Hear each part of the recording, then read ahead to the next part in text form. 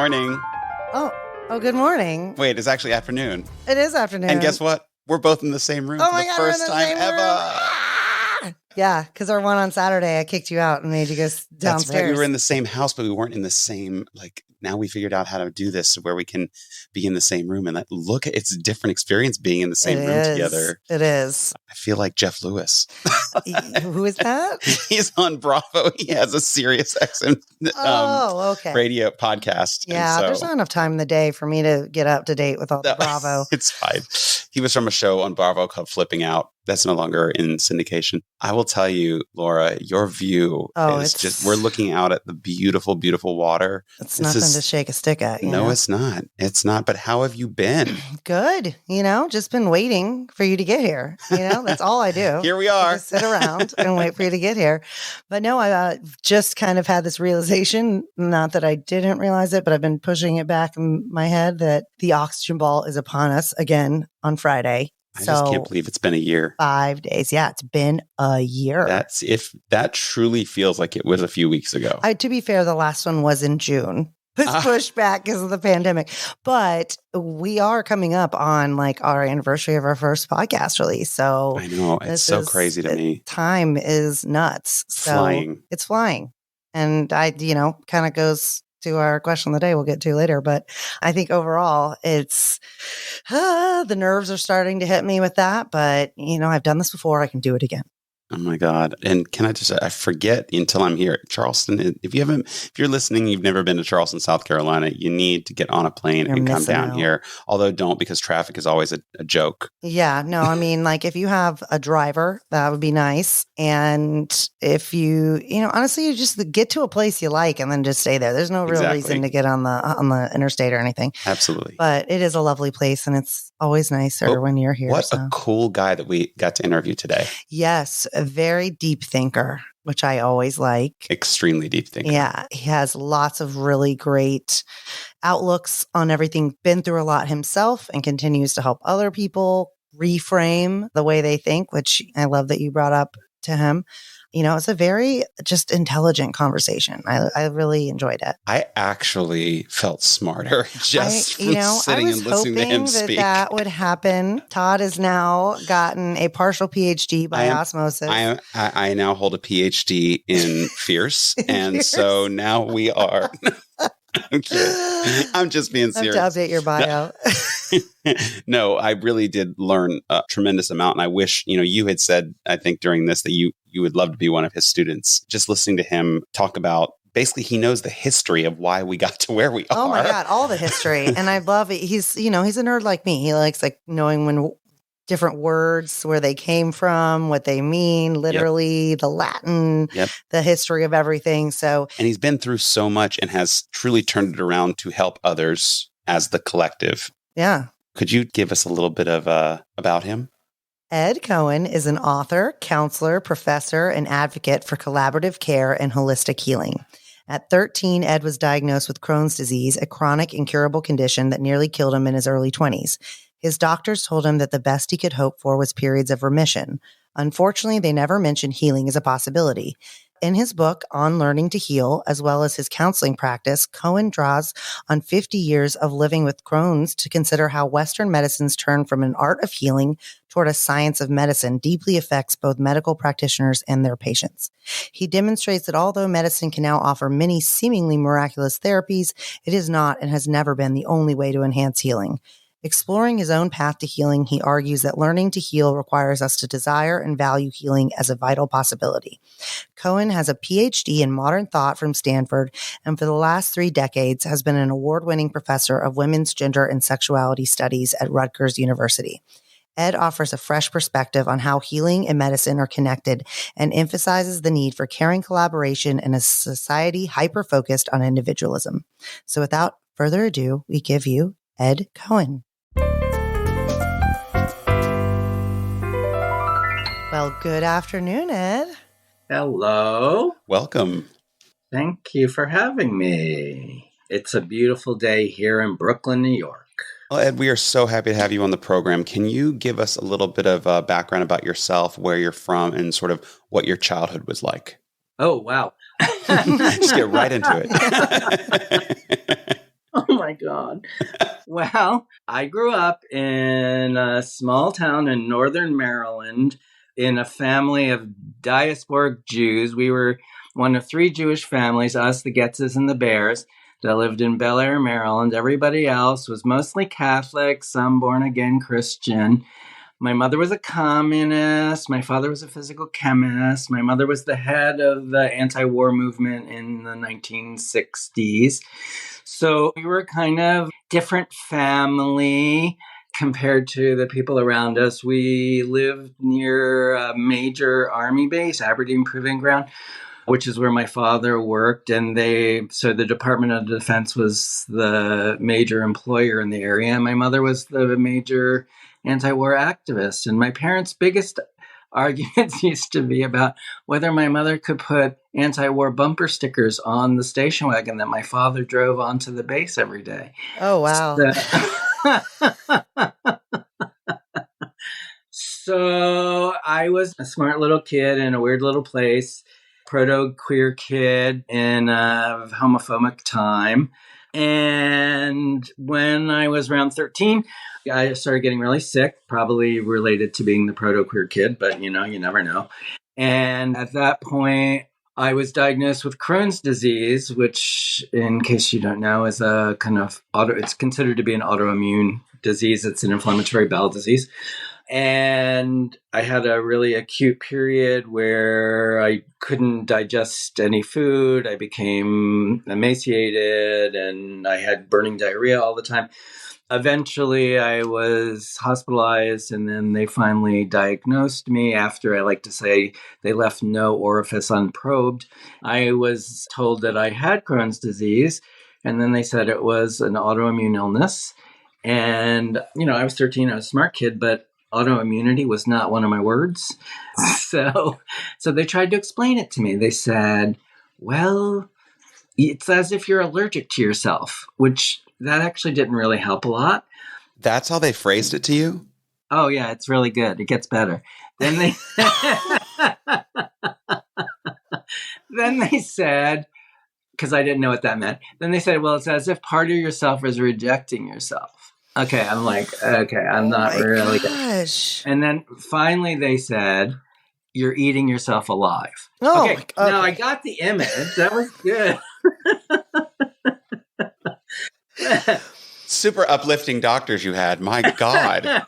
I mean, it was crazy. And, that is not something you ever want to tell anybody, but you really don't want to tell a 13-year-old proto-queer kid that they're eating themselves alive. That was not helpful. But then simultaneously, I was put on massive doses of prednisone. And I don't know if you've ever had the joy of taking prednisone. And prednisone is one of those miracle drugs that they give for everything. If you have poison ivy or if you have a brain tumor, we'll give you prednisone. And God love it, prednisone does an amazing job of what it needs to do, which is basically suppress your immune response. But it has all kinds of crazy side effects. Now you can just Google them. It's not hard to find out what the side effects were. But in 1972, there was no internet, no Googling, no nothing. They didn't tell me anything. And I didn't know that, some of the major side effects were things that were obviously happening. Like I became really obese and I had this big Cushite face and I had all kinds of zits and, I got crazy stretch marks. But the most significant ones are psychological. So prednisone causes anxiety, depression, mood swings. But nobody seemed to think that that was happening because I was an adolescent. They were basically like, he's a teenager. So now I refer to that as my adolescence on steroids. Yeah, it was an adventure. And I was on these very high doses of steroids for 10 years. So now nobody would be on prednisone for 10 years. I mean, there's alternatives. That's what that's what I was going to ask, though. Is like, is that what they do to treat it now? No, now they have a variety of other ways. It's all still immunosuppression for any kind of autoimmune illness. There are no cures. They don't know why any of them occur. I mean, the autoimmunity is a kind of paradoxical problem within medicine. It shouldn't occur, in the way that they think about immunity. Immunity is classically defined as the science of self, not self-discrimination.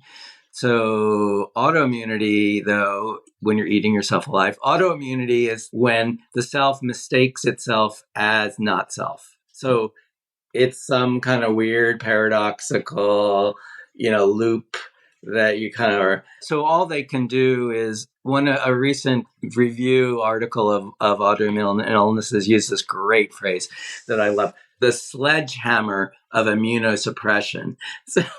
So they have different kinds of sledgehammers now, slightly smaller. So they're sometimes referred to as biologics. They're monoclonal antibodies. There's a variety of them. They keep coming up with new ones. So nobody would be on prednisone for as long as I was. I mean, I'm glad I was because I'm alive. Right. But unfortunately, they never really worked. So basically, I was incontinent for 10 years. So I had my little baggie with my extra underwear and my wet wipes and, like everything. And you went from being emaciated sort of to ballooning on this medication. Absolutely. My God. Completely. And, they give prednisone. I'm a singer and they give prednisone. Voice doctors will give it to us if our voice is going to get us through a performance. And they did an episode about this on Smash. I just kid you not, on that show Smash. They did a whole prednisone episode, and about the actress Megan Hilty at the time was going through a bout of depression and feeling crazy, and it was a side effect from prednisone. So just to hear your firsthand experience is pretty on point with that. No, absolutely. I mean, and that's just from a short dose. If you're on it for a decade, it's something else. Yeah. And so your doctors, when you were diagnosed, told you that the best you could really hope for were periods of remission, but never mentioned healing completely as a possibility. Why do you kind of believe this was misguided information in a way? Well, because I had a radical healing experience that kind of blew my mind. Do tell. So, nothing. Healing is not part of medical discourse.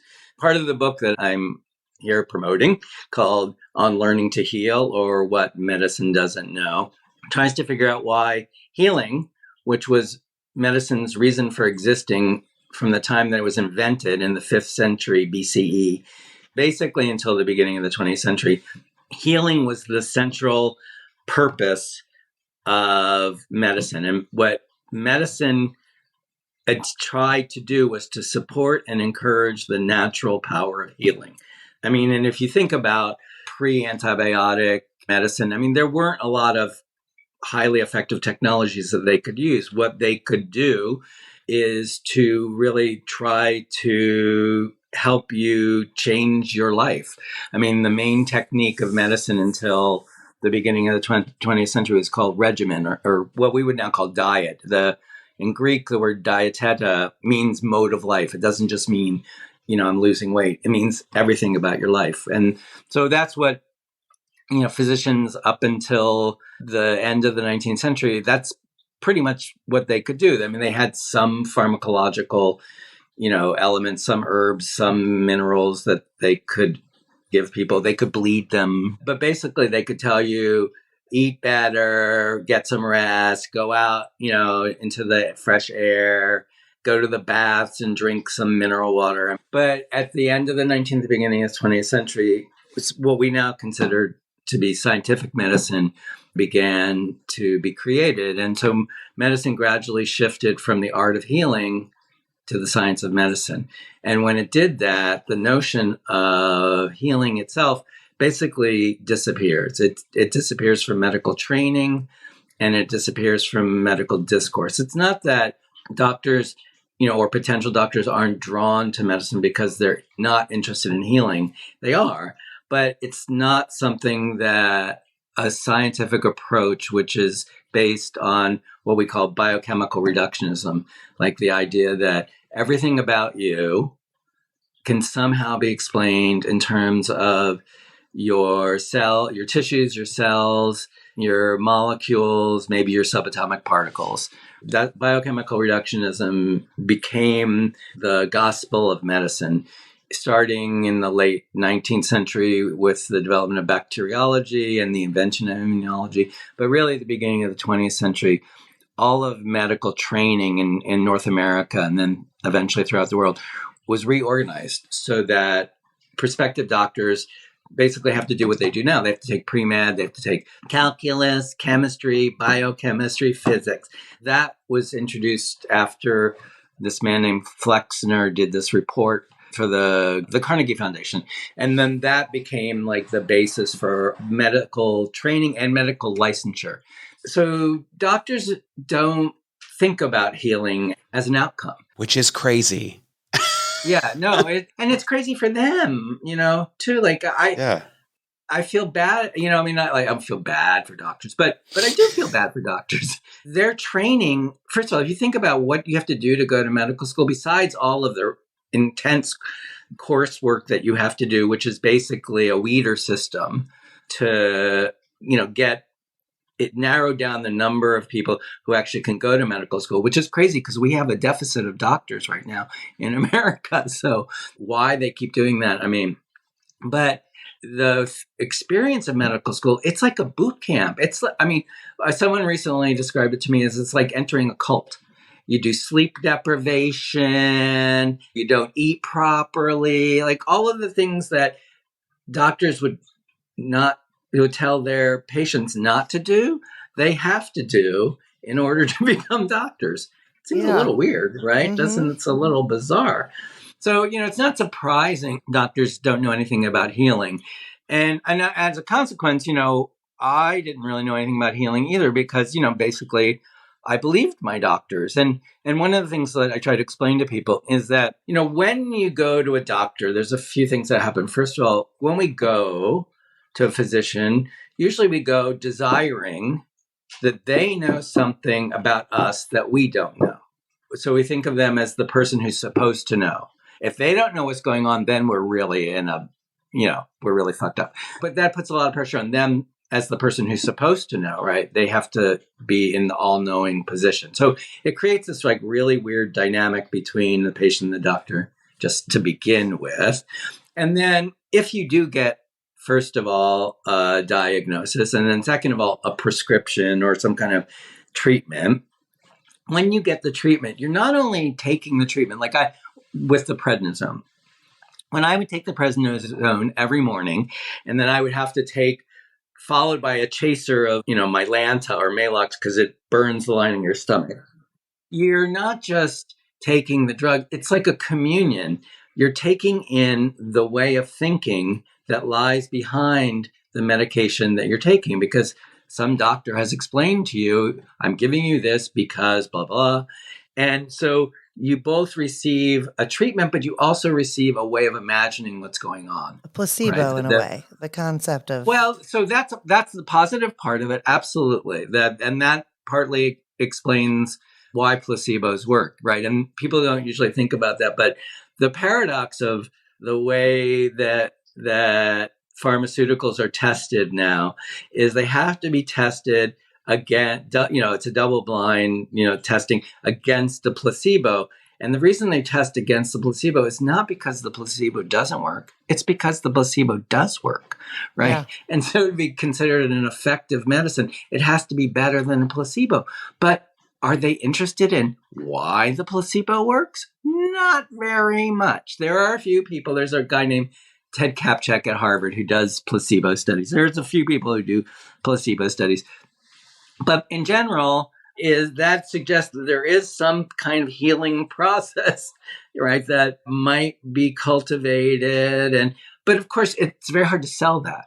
Correct. Right? Like, if you don't have a product, it's very hard to sell it. I mean, it's interesting now. They're doing actually open label placebos. They're doing tests with people where they say, I'm giving you a placebo. And apparently it works. Oh, wow. And I just heard stories about people give themselves placebos. Someone was telling me a story of, it may be apocryphal, and this is how they refer to all these things. They just say, this is anecdotal evidence. So it's not really data because it's not statistically verifiable, but it's a great story. So someone told me that her cousin had horrible migraines. And the way that she would deal with it is when she started getting a migraine, she would take an imaginary jar. She would just go, take a jar and then screw off the imaginary jar and take an imaginary pill and give herself the imaginary pill, and she would feel better. No, I'm not here to say yes or no, but spending a long time, but I had a similar, more radical experience than that.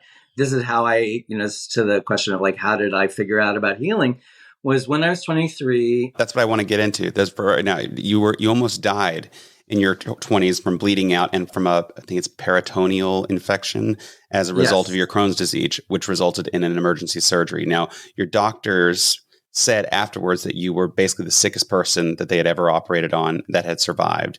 How did you manage to sort of beat the odds in that case? And does it sort of change the way you see healing? Oh, well, that was like the first inclination that I had that something might be going on that was more than medicine knew. So yeah, I had a massive bleed out. I had a small bowel perforation that then caused all of these infections, and I had a giant abscess on a blood vessel on my small bowel, and it burst. That whole part was just, the whole experience was crazy because I was in the hospital. It was 1982 when AIDS was just emerging. And I happened to be in the hospital when the CDC published its first report about the gay men in Los Angeles were getting these infectious diseases that they didn't know. And they couldn't figure out what was wrong with me. And I was at Stanford University Hospital, which is a big teaching hospital.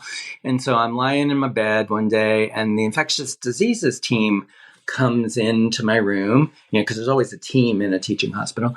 And they're like, hey, we just read this report about these gay men that are getting these infectious diseases. And we think it might be sexually transmitted. And we're wondering if you might have it. And I'm like, okay, I have been incontinent and on prednisone for 10 years. I really have not been having sex. You don't feel very sexy when you're incontinent and on steroids. It's not a thing. So they're like, well, do you think you might have this? And I said, not unless you believe in immaculate infection. And then we all laugh. And, and the weird irony, or I don't know, whatever, but my highest risk of getting HIV at that time was from the massive blood transfusions that I was getting, because it was long before they didn't even know what HIV was then. So, I was getting, so it's like this weird thing. But when I was bleeding out and they were giving me massive blood transfusions. So I had one of those out of body near death things where I was kind of floating up in the air and kind of, I knew something was going on because everybody in the room was freaking out. And there was like all these people trying to stabilize my blood pressure enough to get me to emergency surgery. But I was just kind of really calm and just like up above. And it occurred to me, I'm like, I'm not a calm person. Why am I feeling so calm? So, and the next thing I know is like, they're, rushing me to the ER and I'm flying down the hall, watching myself. I was like, oh my God. But then the next thing I know, I woke up in the ICU and I had a small bowel resection and also parts of my liver removed. And I was septic. I had all these infections because, if your gut bursts, what happens is the stuff leaks out and basically our viscera it's like a high-end spa for bacteria. They're like, woo, we're really happy here. It's like moist and warm and let's just grow like crazy. So I was like completely, infected. So I had to be in the hospital for another 2 months on IV antibiotics. And also they were weaning me off of the prednisone because prednisone impedes tissue repair. And first of all, that's a super bad combo anyway. The weaning off of the prednisone is really bad. But while I was in the hospital, obviously on a lot of drugs, I somehow spontaneously started going into these trances, kind of listen to music. And I could go into this like place that wasn't my hospital room that was like filled with light. And I could somehow gather the light and then just sort of pack it around like all of the places in my gut where they had, like where my small bowel had been removed and the liver had been, and I just thought of it as like pain management, like I was just buffering. And then once I did that, I could just fall into this like very peaceful, calm place, which if you've ever spent a long time in the hospital, that is not what a hospital is like. So, and at first it freaked everybody out because they would come to the room and try to talk to me, and I would be like, as I like to say, dead to the world. They didn't like that. But then they figured out if they turned off my music, I would come out of it. And I didn't think anything about it really, apart from that it was pain management, because my mother was a communist. My father was a physical chemist. They were both dogmatic atheists. In my family, matter was all that mattered. So I wasn't having a spiritual experience. I was just, I don't even know what was going on. But then, yeah, when I finally left the hospital, I had an exit interview with my surgeon, who super handsome. So I'm having the exit interview, and he says these things to me that are like seared into my brain. So the first thing he says is that, he says, you were the sickest person I've operated on in 5 years who's still alive. Okay, first of all, that really just knocked me because, of course, I was 23. I knew that I'd been sick and whatever, but, I didn't really want to think, okay, I was at death's door, that was not part of my. But then the second thing he said was even more shocking. And he said, you're the sickest person I've operated on in 5 years who's still alive. And I have no idea how you got better so quickly. And that, I was like, okay, two things. That was the first time I heard a doctor say, I don't know. Oh, yeah. And second of all, I was like, well, yeah, how did I get better? And then I was like, And that was what opened a door to me. It was just like something happened. I wasn't even thinking about it as healing at that point. It was just like something happened that was more than medicine knew. Because, I've since 13, I was 23. Since 13, I had been like doctored up the wazoo, literally. And, so their way of thinking and knowing, that was my only framework for understanding what was happening to me. And I did know something else was happening. At a certain point, like when I was 15 or 16, I begged my father. I said, please, I want to go to therapy. Can I go to therapy? And my father, in his like really snarky way, said, you've seen too many Woody Allen movies. Oh my God. I was like,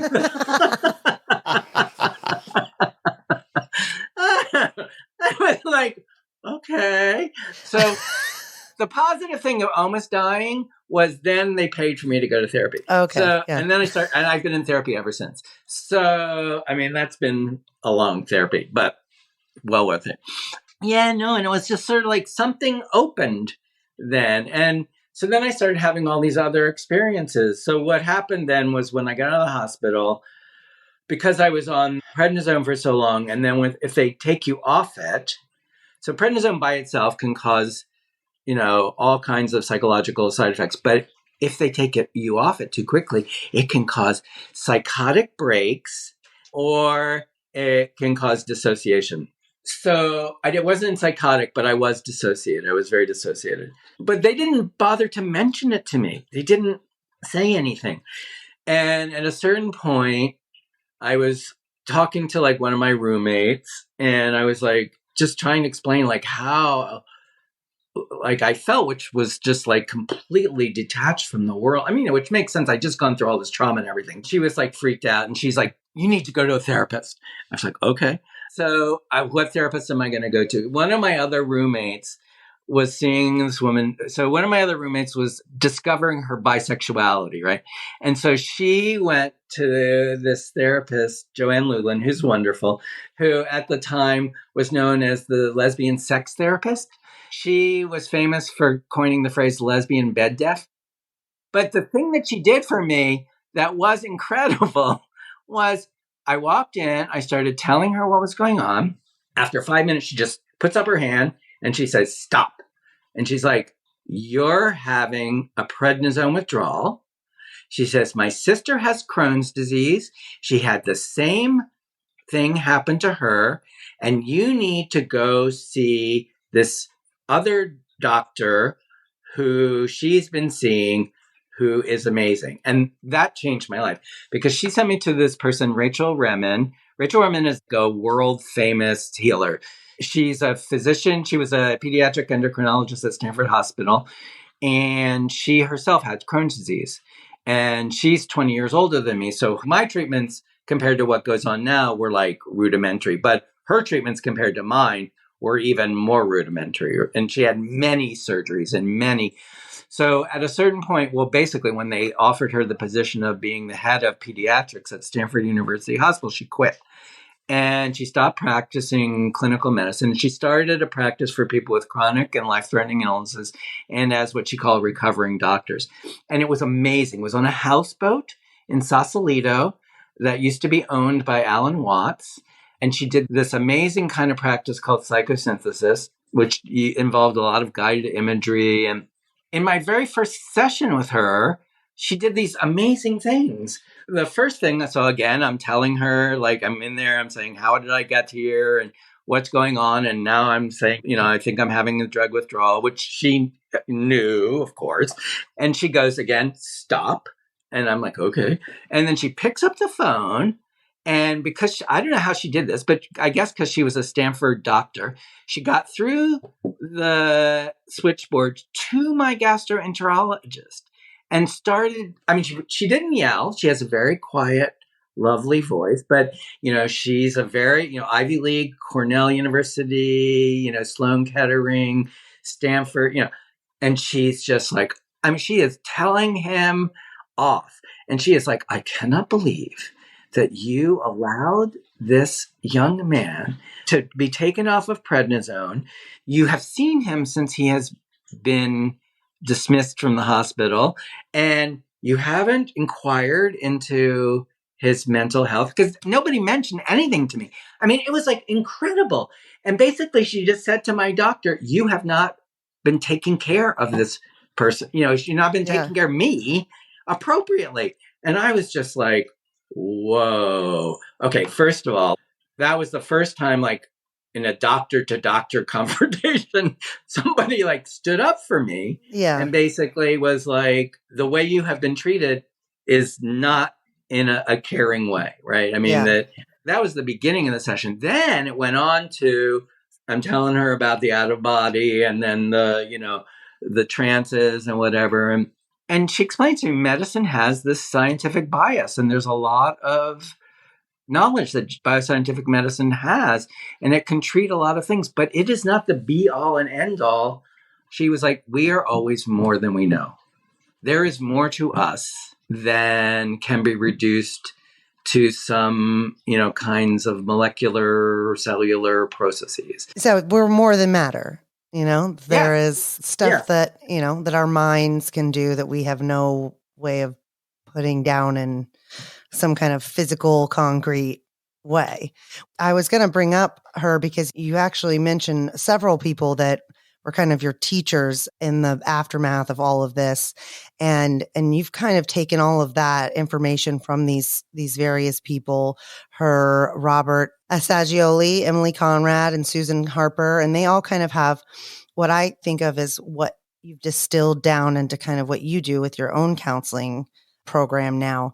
And so you counsel people with chronic and life-threatening illnesses to kind of think about their illnesses and address healing them from what I would say is kind of a different lens than just the traditional medical model that we're just discussing.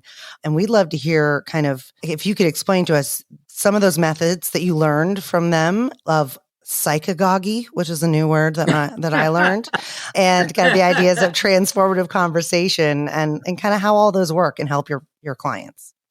Absolutely. So I have a practice that I've developed called Healing Counsel. So it's healingcounsel.com if you want to look it up. And as you say, it's basically a synthesis of the things that I have learned over the course of the last 40 years in my own healing journey. I mean, the book that I wrote on learning to heal, or what medicine doesn't know, really is structured by my learning curve. And that's why, and the reason I call it On Learning to Heal is that we always have to learn to heal. Healing never takes the same form twice. So healing and learning for me are always about how can we enhance the quality of our life in the conditions in which we're living. That no matter, I mean, some of us have way more resources than others. Some of us have much more severe challenges than others. But wherever we are, just as a belief, as a precept, I hold that we are always more than we know. that something else is possible. And what I try to do in my practice is to hold that for people, even when they're in places that they can't imagine that for themselves.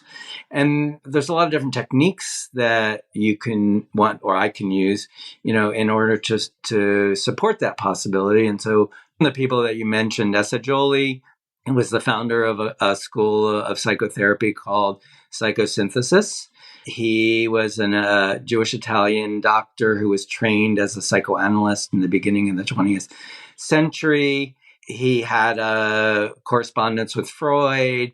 He felt that, there was a problem with Freud. Freud was a traditional doctor. Oh, well, I wouldn't say traditional. Freud was a modern doctor. Freud was trained as a neurologist and did believe in this biochemical reductionism stuff.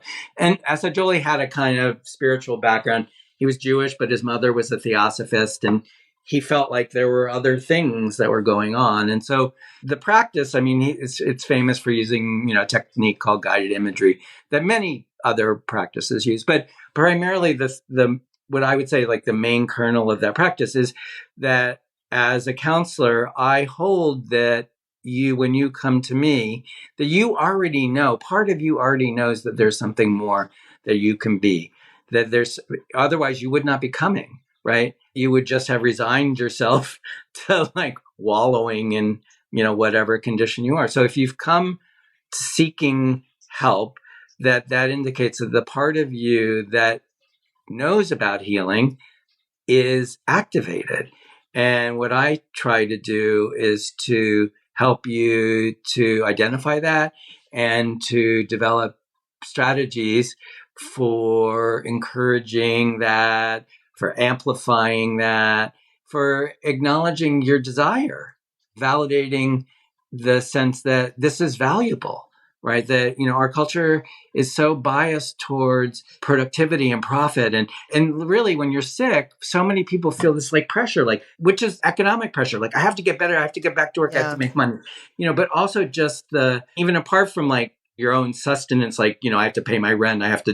There is a kind of cultural bias that sickness is in itself bad, right? It's like funny, I like etymologies. I like, the way that where words come from. The word value, valere, comes from Latin. It means to be strong, to be healthy, to have force.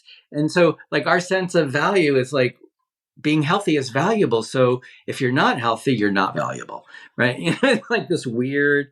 And so, oftentimes when people are challenged psychologically, physically, one of the first steps towards like encouraging their healing is just to say, the place that you are is important.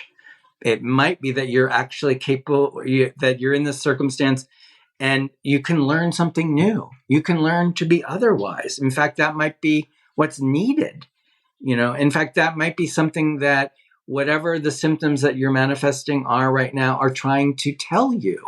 We don't always know everything about our lives. That's part of you're always more than you know, that we do things for unknown reasons. Like I say to my students all the time when I try to explain the unconscious, I'm like, when you do those things and then you say to yourself, well, why did I just do that? Or even better, why did I just do that again? It's like, because we don't know everything about ourselves. And so sometimes illness presents us with ways of knowing what's unconscious in our lives. And that if we don't dismiss it as being not valuable, something we have to get over. And that's what the fantasy of cure, we have this fantasy of being cured. Curing is a fantasy. There is no such thing as cure, right? But the fantasy of cure is I can return to the state that I was in before I began to manifest symptoms. So it's basically like it's like willed amnesia. Like I'm just going to blip out everything that just happened to me and I want to return to it before anything happened. And I'm like, but why would you want to do that? That's your life. So Sojioli, that, is the person who from whom, I did a training in psychosynthesis. And from that kind of work really helped me to appreciate that life is a process. We're always in these moments of transformation. We can always become more than we are at any moment, up to and including, when we die. Like one of my other teachers says this great thing that I always like to share with people, which is, she says, look, death is going to come for us all at some point. When it comes for you, make sure you're as alive as you possibly can be. I'm like, okay, I am down with that program. It sounds like you're really passionate about shifting the perspective when they come to you. Absolutely. That's like kind of, and so one of your philosophies is that sort of self-care actually requires collaboration with others.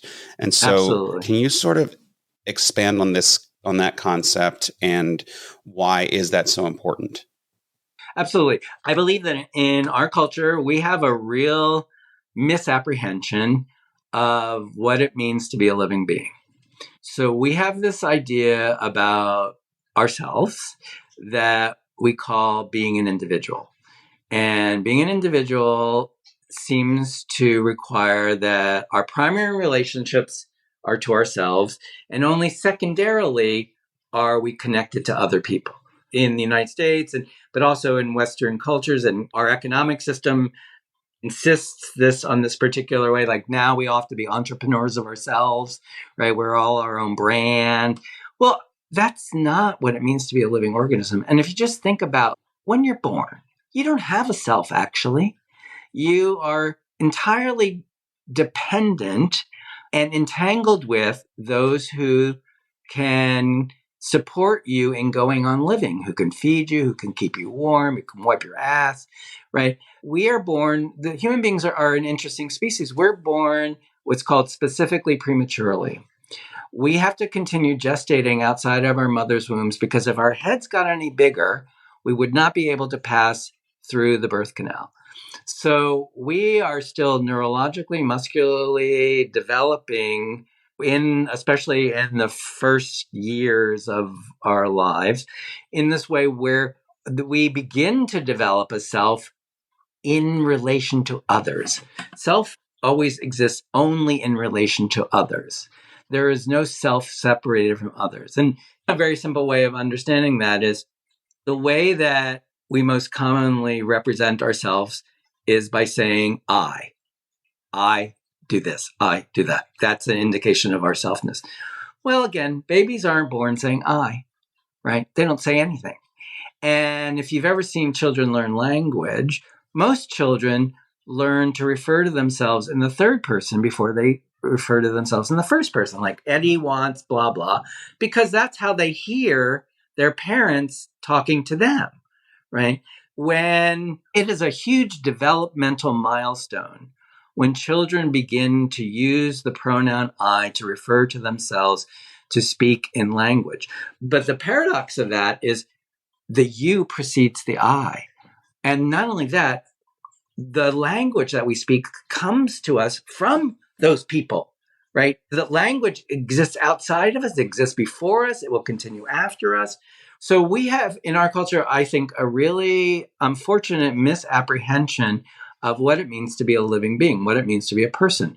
And it's tied up with, like, when I was saying immunology is considered to be the science of self, not self-discrimination. Immunology imports this philosophical, political, economic assumption about how living beings are into its understanding. And that's part of the problem.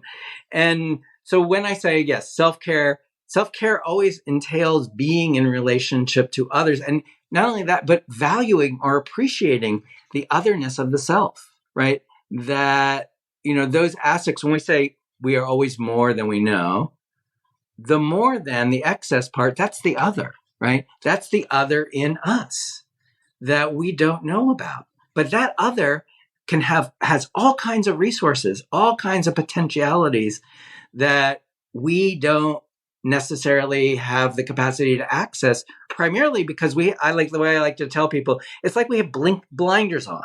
We're looking like this, and basically we're looking through blinders, and what are we doing? We're looking in the mirror, right? We're looking at ourselves, and we define ourselves in terms of what we see in the mirror. And that's also like this thing I always tell my students, okay, what I always try to say to them, what do you see when you look in the mirror?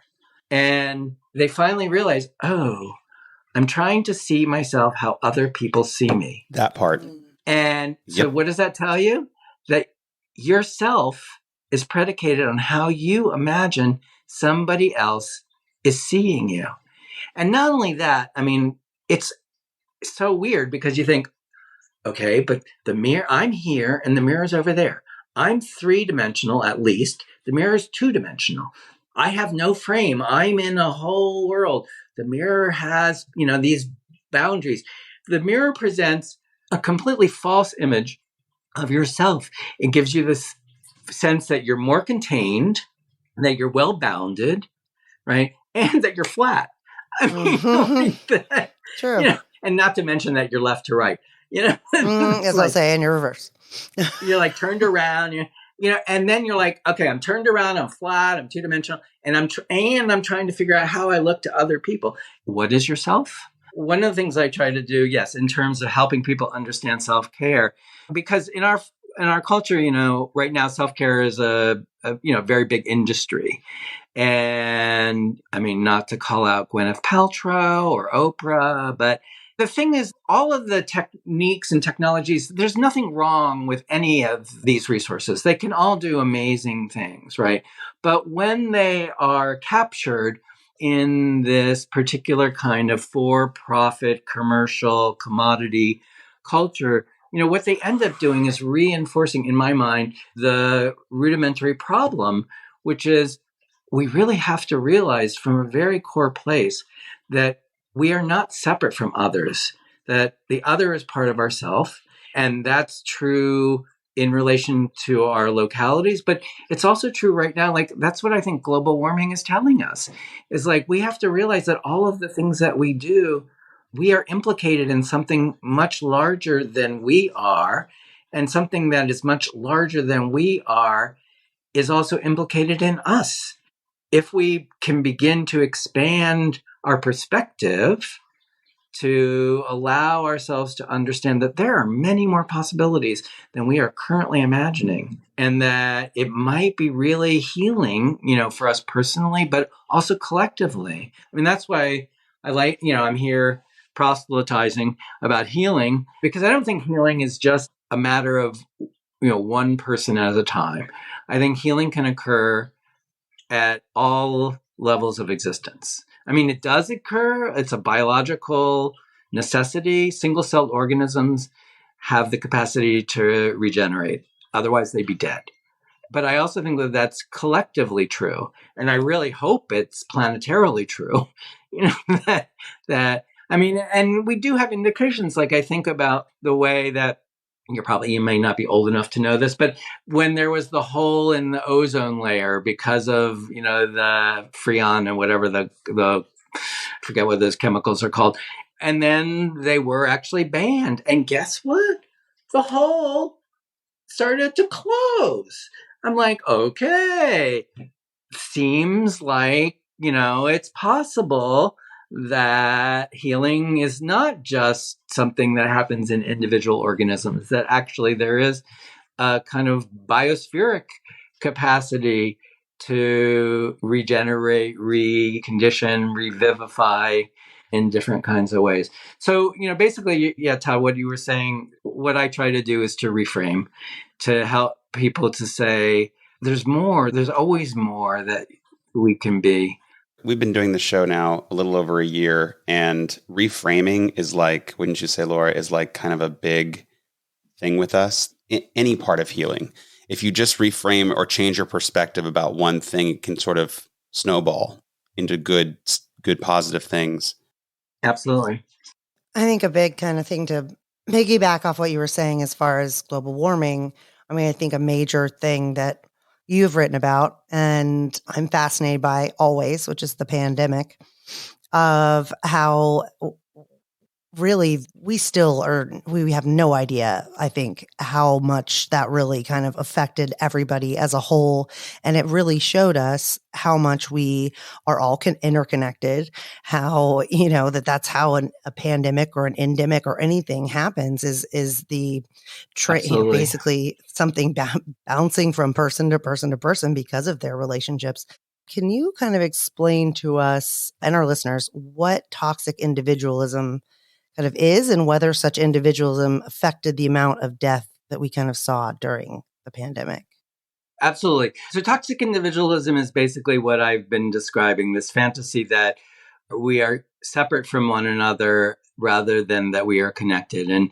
And to me, I mean, I feel one of the unrealized possibilities of the pandemic, I think that you were alluding to this, Laura, that I had hoped was that people would understand that this pandemic, any infectious disease, as a matter of fact, reveals to us that biologically speaking, individualism is counterfactual, right? That we are all connected to each other all the time. And the example that I like to use is the beginning of the pandemic when we were told, don't touch each other, right? And then suddenly you had to be aware of, oh my God, I touch people all the time. But now I have to stop myself. But we're always touching. And in fact, the word contagion means etymologically touching together, right? And viral epidemics are really amazing in that way because viruses are these weird paradoxical particles. They're neither animate nor inanimate. They can't travel by themselves. They don't grow by themselves. They are like links between things. And so the pandemic, to me seemed like a moment at which I hoped that people might be able to take stock of the way that we are all implicated in one another. And, and there were ways that at the beginning, especially in terms of the incredible responses, the medical responses that people in hospitals and doctors' offices were able to manifest despite the fact that they themselves would be at risk. There wasn't enough personal protective, equipment. And, it shows that people care. It was like we were out there, clapping and tooting and whatever at, 7 p.m. to acknowledge that. But somehow it really didn't get taken on. And at the same time in the United States and then subsequently around the world, but it really did start here. There were all of the people who initially were like, I'm not wearing a mask. It's impinging on my freedom. And then subsequently, people who were like, I'm not going to get vaccinated. It's impinging on my freedom. And the idea that your freedom allows you to put other people at risk seems to me a really problematic understanding of what freedom entails. And it's really, there's in political philosophy, people talk about freedom oftentimes in two ways: freedom from, like freedom from oppression, or freedom to, the freedom to do something. This was really a kind of epidemic of people who were trying to be free from having to conform to forms of conduct that somehow, I just didn't get it, honestly. I'm like, wear the fucking mask. I do get it. I'm like, okay, look, I have glasses. I wear the mask. My glasses steam up. It's really annoying, whatever. But the thing was that the mask took on a symbolic value. And I think it was precisely at the point at which people did, at some unconscious level, know that individualism was biologically counterfactual. Like their way of understanding themselves was so challenged by the biological facts on the ground that there was a reassertion of what they wanted to believe. Like there's a desire to believe. And something as simple as wearing a mask took on this excess value, because really, if you just think of like the actual discomfort or in wearing a mask, it's really minimal. But it took on so much symbolic value. And whenever there's something like that, when there's like an excess of meaning that's attached to some small, kind of behavior, I'm always like, okay, what is that excess? Okay, yes, it's annoying. Yes, totally with you. But what is that excess of affect? And to my mind, the excess of affect was really in defense of the desire that individualism be true in the face of a biological pandemic that was actually demonstrating that it's a fiction, right? That it's a fantasy. And I think that tension really manifests. So that's why I called it toxic individualism, because it was like the desire for individualism to be true led people to manifest forms of behavior that were deleterious, not just to themselves, though to themselves, but to others, right? Yeah. Because they did not want to take in that we are always connected to one another. We're all in this together. Yeah. I mean, it's like, Did you ever get pushback on that idea about toxic individual? Your students or anyone, has anyone ever disagreed with you? Or I don't. How could you? But I mean, how could you disagree with that? Like, we are all one and the same. I mean, you could disagree with the conclusion, but even people who are affirming that they are individuals would say, yes, that's what I was doing. I was affirming I am an individual. I think so it was they almost, wouldn't even disagree. it got kind of insane though, the point of people being like trying to debunk the effectiveness of masks, trying to like literally justify their actions as not, because they knew in their heart of hearts it was a community thing and that it was going to affect other people. So then instead of just doing it, just wearing the effing mask, they're like, well, no, here's why we shouldn't, because really it doesn't do anything and it really isn't working. And in fact, it's worse for us. Like the links that people went to try to kind of make this cognitive dissonance of No, exactly. it made no sense, but they just didn't want to be seen as the people that were like harming their fellow neighbor. They just wanted everybody to agree with them that they shouldn't have to wear it because that was somebody telling them what to do. And it's just nonsense. Yeah. No. Well, at one level, it's nonsense. And at another level, they are affirming a belief that is a dominant belief in the United States. Like, I mean, this is another thing that I always, try to explain to people. We have this fantasy of the notion of independence. We have a Declaration of Independence. That's the beginning of our country. We are the independent people, But you know what? Independence actually depends on dependence. Like, there's no word independence without the word dependence. That is literally a form of dependence, right? So, I mean, insofar as people are committed to this fantasy, which is a national fantasy and has lots of political implications, in terms of like our social well, like why don't we have universal healthcare? Like why, like all of these things, that are to me like insane stem from this. I mean, I do think that this notion of individualism as an economic, political, psychological, spiritual form of living is toxic. I do think it is toxic. It is toxic for us in our particularity. It's toxic for us in our collectivity, in our communities. It's toxic for us in our nations. Now with all this stuff around immigration, it's like the people who just were like burned to death on the Texas border, because they weren't allowed, all the people who like die in the Mediterranean, all of these things. And then, and global warming and all the idea that we're individuals. It was a very, very important development in political history in the 17th century. Well, Ed, I want to shift gears just real quick here. Can you tell us a little bit about your upcoming book, which is called On Learning to Heal? Sure. So it's actually out. Oh, it's out. Just 2 months. On Learning to Heal, or What Medicine Doesn't Know. So it has many of the themes that we've been speaking about here. And really what that is about is unlearning what it meant to be an individual.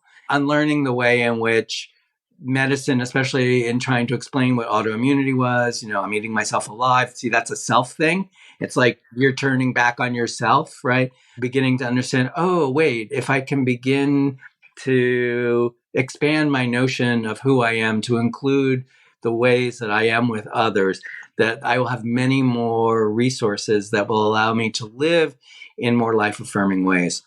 And it was only after I had this huge crisis and then somehow managed to be the person that my surgeon said, you're the sickest person I've operated on 5 years who's still alive. And I know how you get you got better so quickly.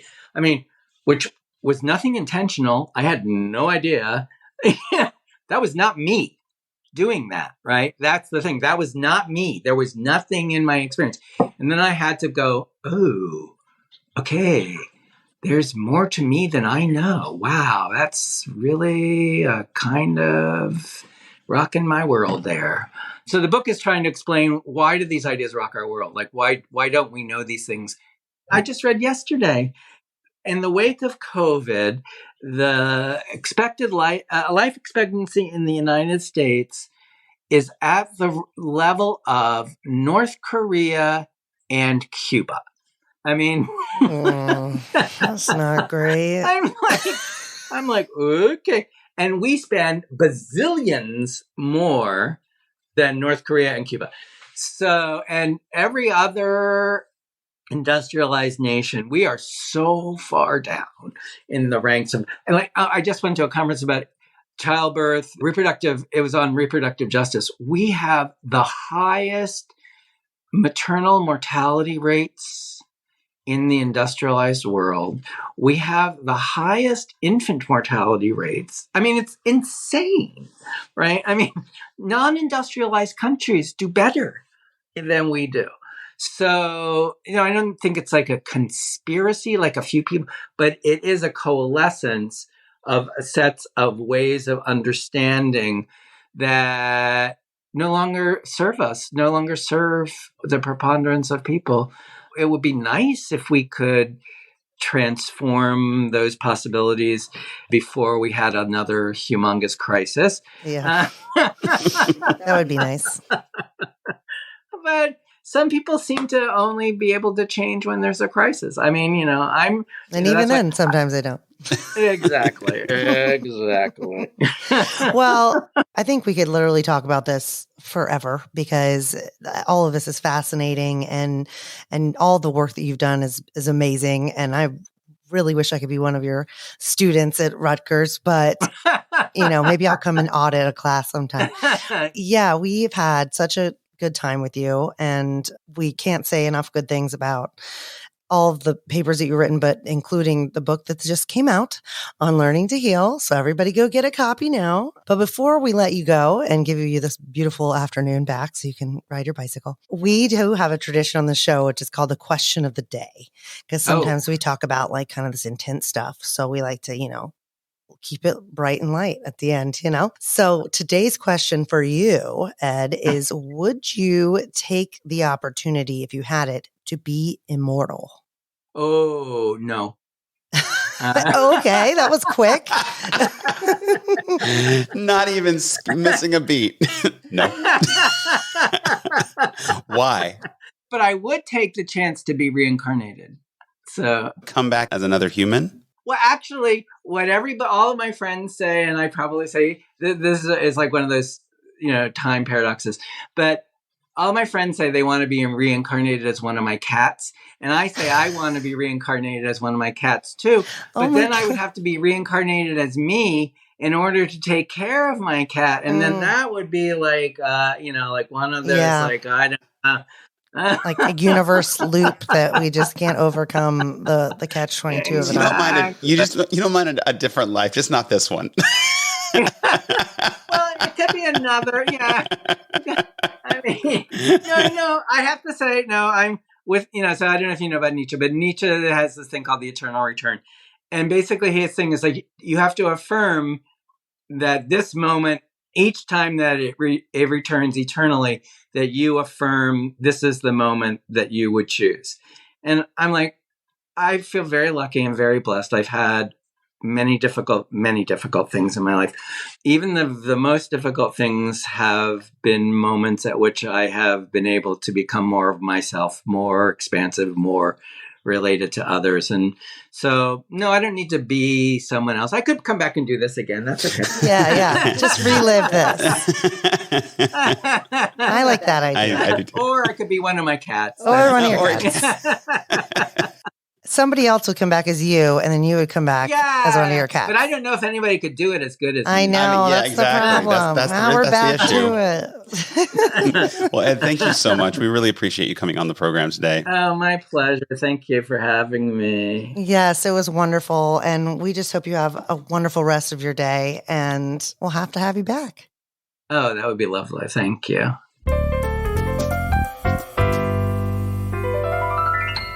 Well, Todd, what'd you think? I thought it was fascinating. I thought he brings a fresh perspective, and I was trying to. He's obviously exceptionally bright, and he holds a PhD, and he's an incredible teacher and healer, and all of those kinds of things. But what he's been through, that was the part that where how they told him that what was happening to his body was almost like it was his fault. Your body's turning on you. Yeah. I didn't appreciate the way those doctors spoke to him. That all around seemed like really poor use of words as far as how to explain to a 13-year-old what's going on.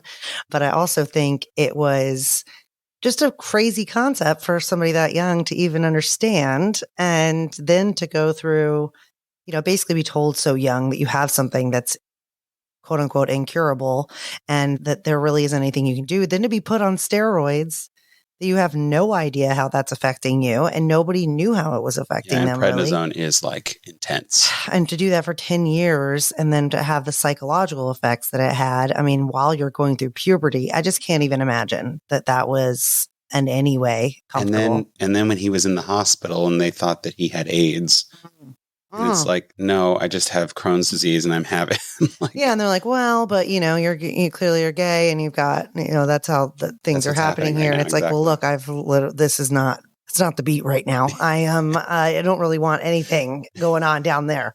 So it just all around, like what he's been through was like it's traumatic in and of itself. Exactly. But he seems to have, like a lot of people that come on here, see the crazy beauty in that and made him who he is today. Just like he said with his answer of, he would basically reincarnate to be himself, well, preferably one of his cats, but to be himself because, he learned everything that he did by going through all of that. What was your take on him talking about toxic individualism? That was kind of why I really wanted to ask about it. It really resonated with me because that's what I felt like during the pandemic, that was a huge issue, that it was just a lot of people really couldn't see the forest for the trees. They all kind of panicked and it became all about them and how this is affecting them. And understandably, you are with yourself 24/7. So individualism is not, like, as he pointed out,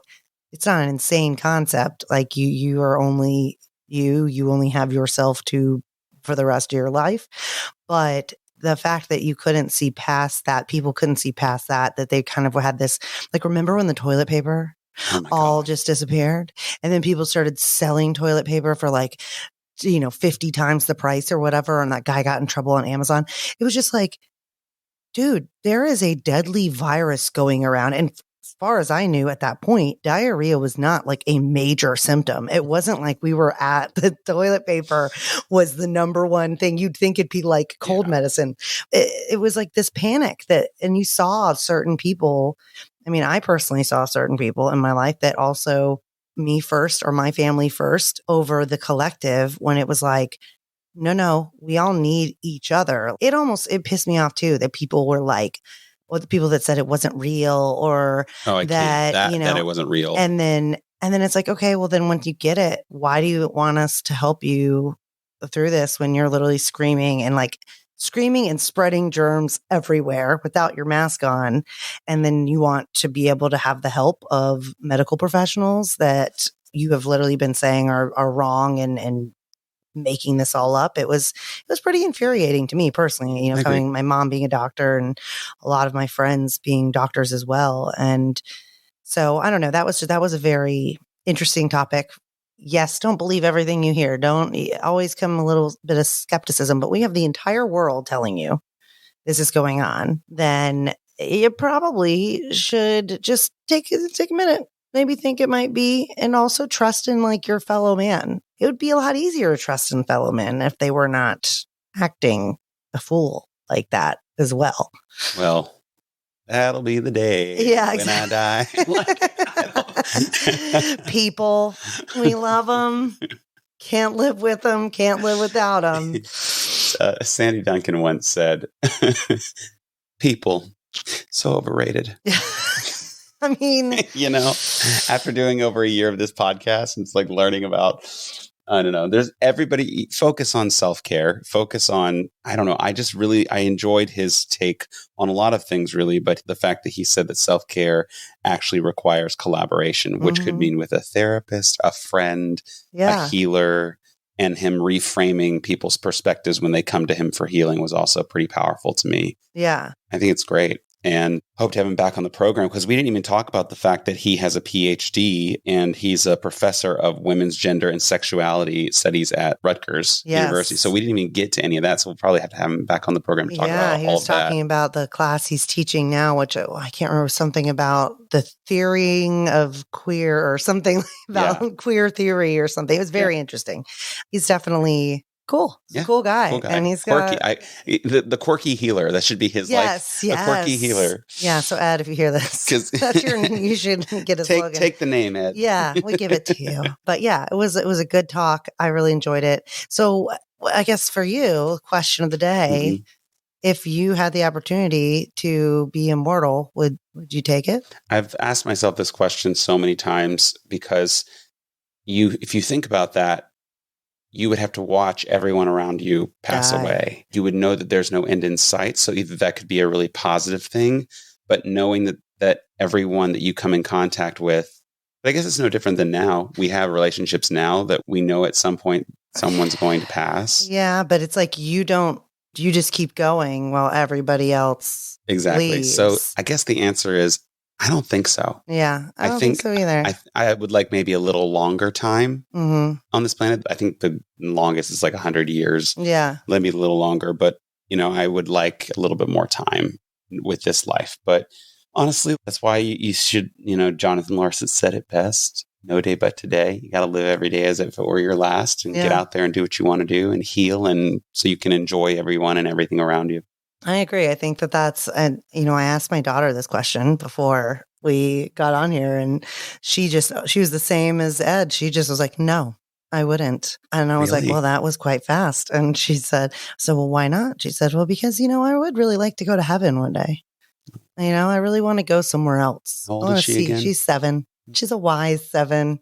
But I, thought that was a great answer. And also I was like, yeah, and then you miss everybody else that left. And she's like, I know, right? So I agree. I wish it was almost like, instead of, I know there's no way to necessarily have more time unless there's some kind of crazy, but I also feel like once I get to a certain age, I don't know if I even really, I said, is the juice worth the squeeze at that point? If you can't really move or you're like, everything hurts and I'm already got enough quality of life. Exactly. Is my quality of life going to be great the whole time? Yeah. Will I stay this age? Yes. And even then, can I go back to a different age? But no, I think ultimately I wish more than anything to have the ability to appreciate now more than wanting the more time, because what am I going to do with that? Just more of the same, So we're on the same page. Well, always great to see you. Always, and in person. This is crazy that we've got to do this today in person. It's kind of fun. It is really fun. I like it. More of this, please. Same. All right. Well, till next time. Bye. Bye.